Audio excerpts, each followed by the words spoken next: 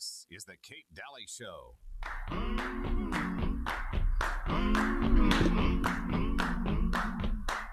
All right, welcome back. You're listening to the Kate Daly Show, and we have so much on the docket today to get to, so we're going to try to get to it all. And I do want to get your 2 cents, though, so 888-673-1450. 888-673-1450. I'd love to take your call and see where you're at on everything that we're talking about. I also wanted to mention, too, all right, so we have a lot going on in government, obviously. If you want to protect your IRA, get your free kit on gold by just texting the word Kate to 989898. And I'm telling you that because there's some very, very good free information here that could really help you. I would also buy gold and silver. I wouldn't wait. Birch Gold is amazing. They do a fantastic job at getting you the facts and doing it in such a great way. They're very red-pilled. And this is why Jordan Peterson and Steve Bannon and, of course, Ron Paul all love Birch Gold. But I'm telling you that it's good. They're going to make it seamless to help you, and it won't cost you anything, to roll over your retirement account while preserving your tax advantage status. And you can make sure it's backed up by gold and silver. So make sure and text 989898 and text my name, Kate. And you can get that free info kit right now. Okay, 989898 and my name, Kate, Kate. So simple. Let's talk about California let's talk about this housing thing because there's more to it than just California. So the program in California is actually designed that it's only going to help 2,000 people out of a population of 42 million people. It's helping no one, but the money, the $250 million, is going to end up in somebody's pocket. Maybe a developer. Maybe. So yeah, you're right. You're right. This is a little more local, but in the state of Utah, the communist Governor Cox has, and he's decided that there should be a program in Utah called Utah First Homes, a starter home project. $150 million they've budgeted for, with a ambitious goal of creating 35,000 new starter homes by the year 2028, 4 years. Here's the problem with that. If you take $150 million and divide it by the 35,000 new starter homes it's supposed to create, that's $4,200 a home. What is 40 in a market where the average home price is $600 and something thousand? What is a $4,200 investment by the taxpayers going to do to help anybody? One mortgage payment? Yeah. A mortgage. Buy now, save 1 month free. Oh my so, I mean, it's ridiculous. It's worse than the old car loans. But they make it sound like they're helping people. We're helping people. Right. In this program, the only people that are going to help are the developers that get that $4,200 per home. Yeah. And you're right. You're right. And Milty's right. And of course, they're picking winners and losers. And you're seeing that with all the programs. Did you know that over half the states in America right now have at least $1 million set aside for starter home programs like this?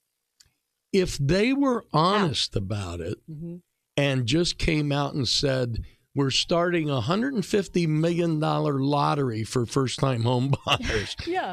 Buy a ticket. Right. Buy a ticket.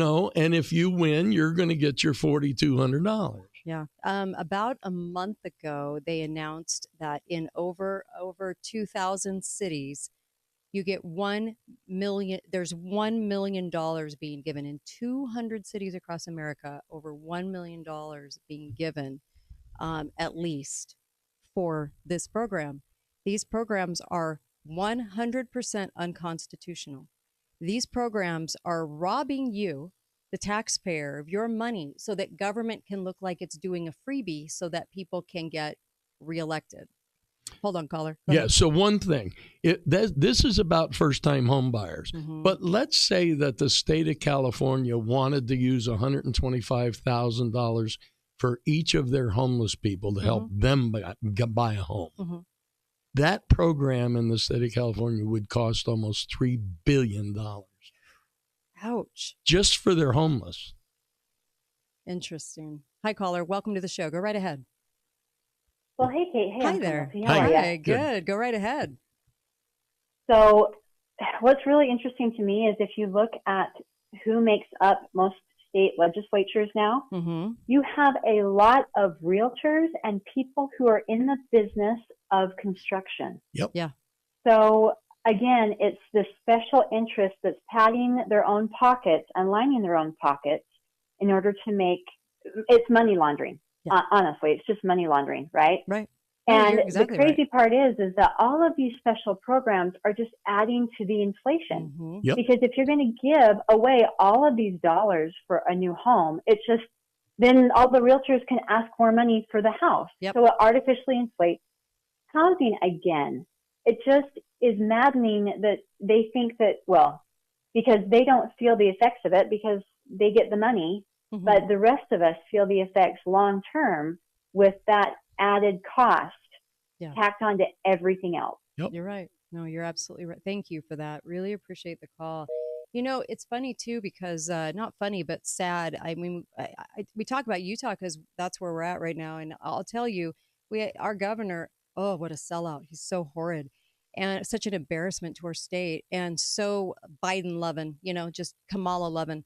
Anyway, he threatened rural communities last year. Threatened rural communities that they had better get going with the government housing programs, and they better do it fast, or he'll make them. I mean, it was astounding, to tell you the truth. Is that going on in your state? I'm telling you, we have big problems. And then, of course, you know, the White House. Oh, the White House came out in March, and they did their huge plan for lower housing costs for the working family nationwide. Of course, there is no constitutionality for any of this. Zero. The government was never intended or designed to ever be in the funding of housing. That is something that the private sector does and people do for themselves. This is not something that's constitutional in any way, shape, or form. And yet, look at people. Because they named it affordable, Yeah. people say it all the time. Well, we need more affordable housing for all those people. I'm living in my house, but we need affordable housing for all the people that can't afford it. No. They can work their way up too, just like you did. The state of Utah in their 2025 budget set aside $45 million for affordable housing. Yeah. But not just affordable. There's affordable and there's deeply affordable. Two types of affordable and deeply affordable. $45 million. Yep. Now think about it.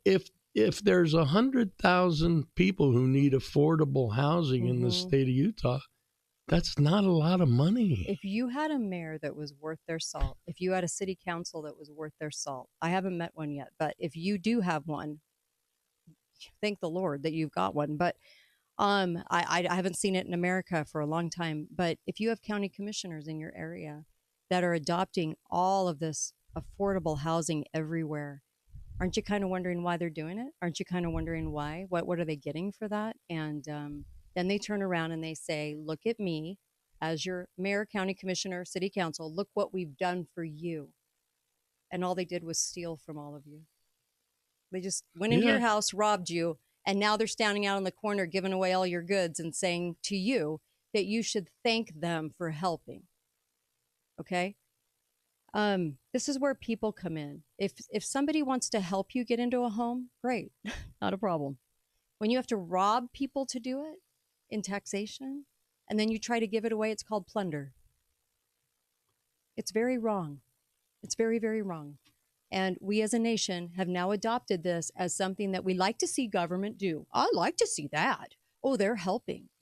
I was watching a show with RFK's family, and all they could talk about, the family, was spouting off about how the government's supposed to come in and help you. Oh, yeah. Only the government. Shocking. Shocking that people could get to that, right? Be right back. Kate Daly Show.